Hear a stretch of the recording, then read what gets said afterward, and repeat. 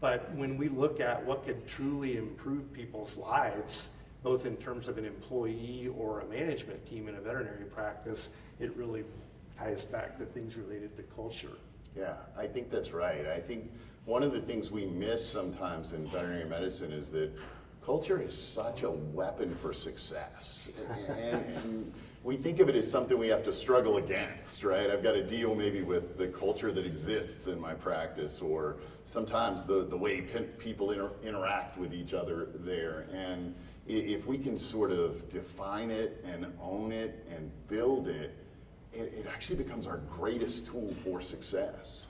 One of the things that's interesting is if you watch managers and owners in practices build a culture that sort of does some of the work for them, their job gets so much easier, because culture teaches every new person how to behave. It doesn't really matter what's in the handbook. They're going to watch and see what happens around them, and that's going to be their cue as to what they do and how they show up and what's expected and what's okay.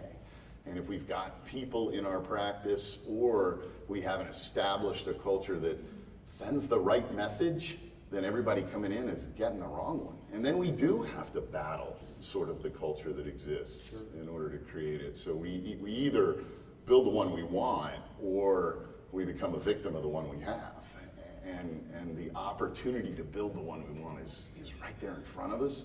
It's not easy.